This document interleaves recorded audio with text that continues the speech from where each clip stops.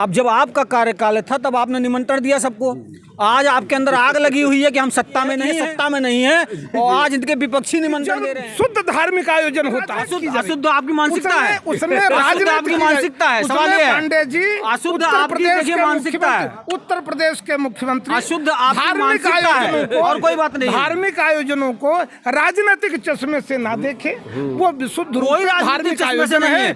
दुनिया का सबसे बड़ा मेला, आपको सबसे बड़ा मेला दिया जा रहा है कि भैया आइए। और योगी आदित्यनाथ जी धार्मिक आयोजन हम तो चाहते हैं कि आपने जो पाप किए हैं, हम तो ये चाहते हैं कि जो आपने पाप किए हैं वो कम से कम आके आप महाकुंभ में धो लें। पाप हमने नहीं किया, आपने रामलला के, हम पुजारी हैं, आप रामलला के व्यापारी हैं। आपने धार्मिक आयोजनों पर सियासत की है, आपने धार्मिक आयोजनों को राजनीतिक रूप से बेचा है, व्यवसाय किया है, व्यापार किया, तिजारत की है शुद्ध रूप से। न्योता की पंचायत तो आज से नहीं, याद से चली आ रही है। पहले गांव में होता था, जब किसी के यहाँ कोई आयोजन होता था, जब कराह चढ़ने के पहले ही गांव में लोग, कुछ लोग इसी मेंटलिटी के होते थे कि वहाँ पर पंचायत पहले बैठाते थे, ग्रुप में लोग बात किया करते थे। लेकिन वो पंचायत अब राष्ट्रीय स्तर पर हो गई। अभी प्राण प्रतिष्ठा हुई, भगवान राम जी अपने मंदिर में पधारे, उस समय न्योता की पंचायत बहु, ये जाएंगे, वो नहीं जाएंगे, उनको आमंत्रित किया जाएगा, हमको नहीं आमंत्रित किया जाएगा।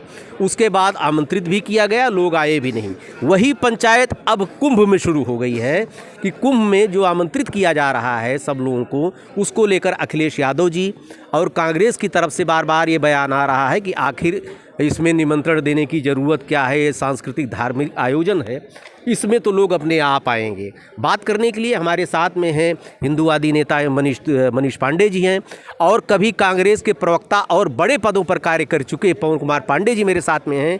हालांकि वर्तमान में दोनों लोग अधिवक्ता हैं। आपकी हैसियत यहाँ पर विश्लेषक की मैंने पहले बता दिया है। अब आप अपनी बात, चूँकि हिंदूवादी नेता हैं, आप फ्री बैटिंग कर सकते हैं, मैंने पहले बता रखा है। सर मनीष पांडे जी, ये पंचायत कैसी, क्या कहेंगे आप?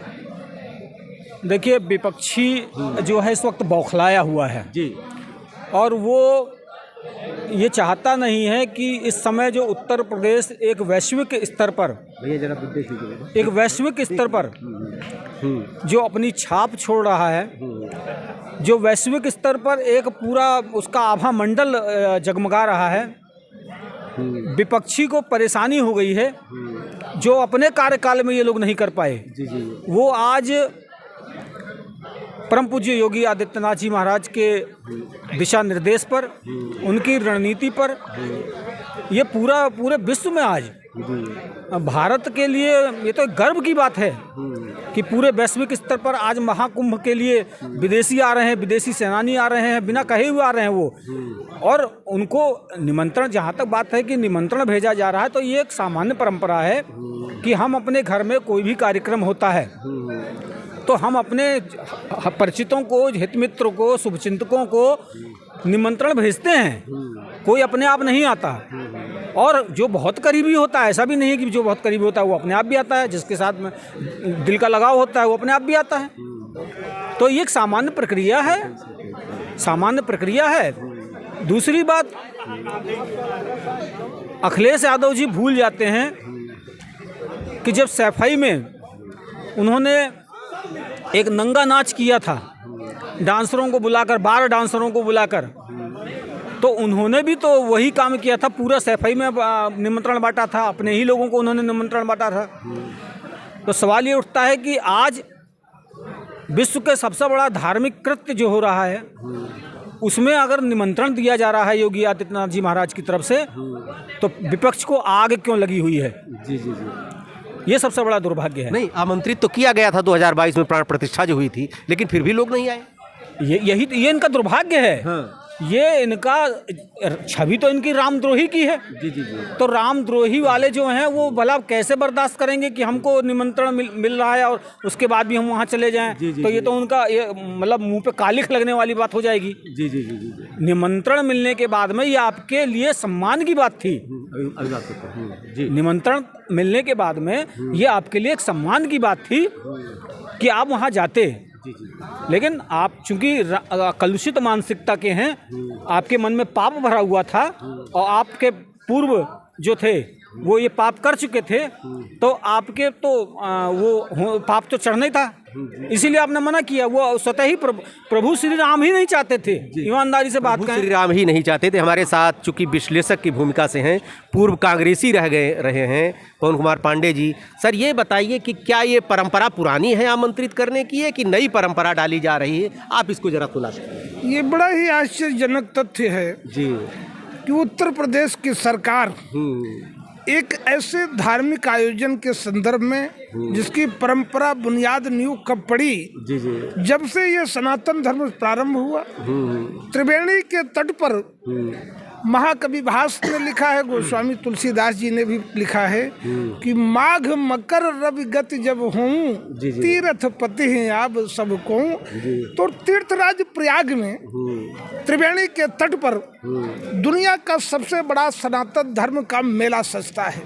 हिंदू श्रद्धालु, गंगा गायत्री गीता और गौ माता को मानने वाले लोग पूरी दुनिया से चलकर उस अर्ध कुंभ में त्रिवेणी तट पर स्नानोपरांत पुण्य अर्जित करते हैं। लेकिन एक धार्मिक आयोजन, कुंभ, अर्ध कुंभ और महाकुंभ, तीन कुंभ की मीमांसा, तीन कुंभ का चित्रण और वर्णन हमें धार्मिक ग्रंथों में और परंपराओं में जनश्रुति के तहत प्राप्त होता है।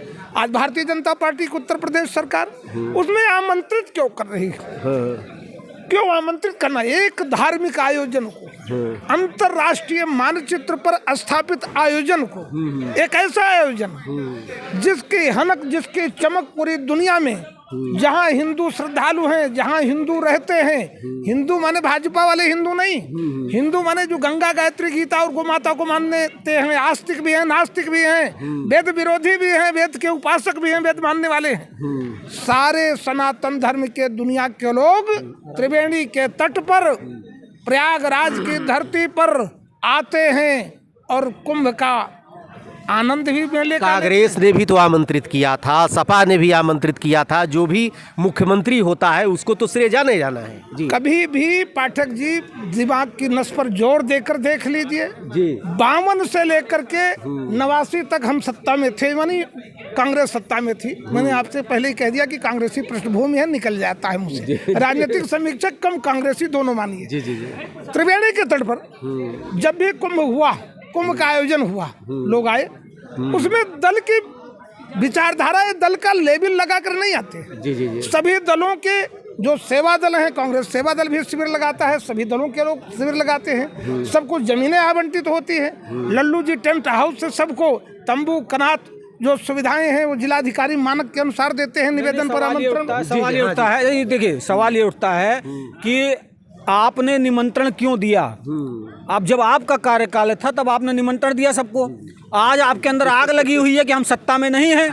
सबसे बड़ी परेशानी इनकी ये है कि आज सबसे बड़ी परेशानी इनकी ये है कि ये सत्ता में नहीं है और आज इनके विपक्षी निमंत्रण दे रहे हैं। उस निमंत्रण को स्वीकार नहीं किया, क्यों नहीं किया आपने? ऐसा नहीं है, उस निमंत्रण को आपने स्वीकार क्यों नहीं किया? ऐसा नहीं है। वास्तविकता ये है, सच्चाई ये है, हकीकत ये है कि जब शुद्ध धार्मिक आयोजन होता है तो हिंदू श्रद्धालु, हिंदूवादी लोग उस शुद्ध धार्मिक भावना से ओतप्रोत लोग, देखिए आज भी 4 करोड़ लोग, आज भी 4 करोड़ लोग वहाँ पर महाकुंभ में कि एक आ रहे हैं वहाँ पर। ये धार्मिक आयोजन नहीं है, बता रही, ये कह रहे हैं कि धार्मिक आयोजन नहीं है। इतना बड़ा धार्मिक आयोजन, 4 धार्मिक आयोजन है, शुद्ध धार्मिक, अशुद्ध क्या उसमें? अशुद्ध क्या बताइए? अशुद्ध क्या?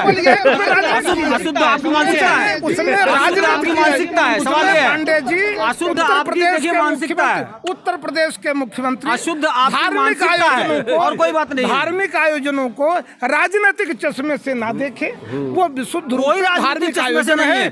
दुनिया का सबसे बड़ा मेला, आपको सम्मान बड़ा मेला दिया जा रहा है कि भैया आइए। और योगी आदित्यनाथ जी धार्मिक आयोजन हम तो चाहते हैं कि आपने जो पाप किए हैं, हम तो ये चाहते हैं कि जो आपने पाप किए हैं वो कम से कम आके आप महाकुंभ में धो लें। पाप हमने नहीं किया, आपने रामलला के, हम पुजारी हैं, आप रामलला के व्यापारी हैं। आपने धार्मिक आयोजनों पर सियासत की है, आपने धार्मिक आयोजनों को राजनीतिक रूप से बेचा है, व्यवसाय किया है, व्यापार किया, तिजारत की है। शुद्ध रूप से, शुद्ध रूप से मेरा कहना है मैं चूंकि आरोप नहीं लगाता, बड़ी अदब के साथ कहूँगा, संजीदगी के साथ कहूँगा, उस धार्मिक आयोजन में मॉरिशस के राष्ट्रपति सर शिव सागर राम गुलाम आए, मॉरिशस के प्रधानमंत्री अपने आप आए थे, कांग्रेस की आपने निमंत्रण दिया उनको, आपने उनको निमंत्रण दिया। देखिए, अब आपने निमंत्रण दिया था, नहीं दिया था, नहीं मॉरिशस का आए थे, चलिए मान लिया, लेकिन आपने निमंत्रण दिया था। जिनको भी जब आपने निमंत्रण दिया तो वो आए। आज अगर बीजेपी, आज योगी आदित्यनाथ स्वयं स्वफूर्ति से, स्वतः स्फूर्त चेतना से त्रिवेणी के तट की तरफ चले आ रहे हैं, डुबकी लगाएंगे, मोक्ष निर्वाण कैवल्य की प्राप्ति के लिए कामना करेंगे और समाज स्वस्थ रहे, सबल समर्थ और सक्षम राष्ट्र निर्मित हो, दुनिया में कहीं भी बेकारी, बेरोजगारी, बेबसी, लाचारी, भूखमरी, अज्ञानता चल रहा महाराज। यहाँ बेरोजगारी है वो मुद्दा नहीं है, ये बेरोजगारी यहाँ आप बीच में काय घुस रहे महाकुंभ में। तो पाप आपने किया है। अरे पाप आपने किया है, भगवान राम के विरुद्ध आपने हलफनामा हमने नहीं दिया था, हलफनामा आप ही ने सुप्रीम कोर्ट में दिया था प्रभु राम के लिए। नहीं, ऐसा है मैं स्पष्ट कर दूं कि भगवान राम काल्पनिक नहीं है, भगवान राम करोड़ों लोगों के इष्ट देव राम हैं, आराध्य देव राम हैं, वो भगवान हैं, हम उनके बड़े आदर के साथ पुजारी हैं और योगी जी और आप उनकी पूरी टीम उनके व्यापारी। केवल इतना सा मेरा कहना है, इतनी सी मेरी बात। देखिए, कुल मिला के जो भी आपने कहा है, कांग्रेसी बौखलाहट है और बौखलाहट के परिणाम में ये समाजवादी पार्टी की भी बौखलाहट है, कांग्रेसी की बौखलाहट है।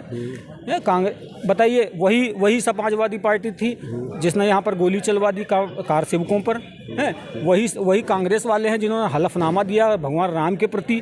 तो ये लोग महाकुंभ की महत्व का नहीं जानते हैं। आजम खां को प्रभारी बना दिया गया था महाकुंभ का समाजवादी कार्ड में, और वो उसने भारत माता को डायन कहा उसी व्यक्ति ने।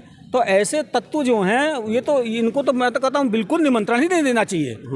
ये निमंत्रण लायक नहीं है, कोई लोग ये निमंत्रण के लिए नहीं है। इसके साथ चलिए, ये खां की टिप्पणी के लिए, समाजवादी के बयान के लिए कांग्रेस कतई जिम्मेदार नहीं है। कांग्रेस पार्टी ने इतिहास में कोई भी धार्मिक आयोजन को लेकर कोई गलती नहीं की है, कोई पाप नहीं किया है। पिछले ही चुनाव में दोनों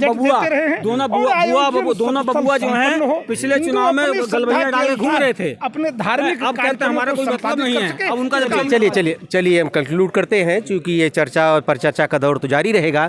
लेकिन ये आध्यात्मिक आयोजन है, ये धार्मिक आयोजन है, किसी को आमंत्रण की जरूरत नहीं, लेकिन कुछ प्रोटोकॉल होता है, ये सभी सरकारें करती रही हैं, उनको करने में किसी तरह की कोई आपत्ति नहीं। देखते रहिए, ढेर सारी शुभकामनाएं, धन्यवाद।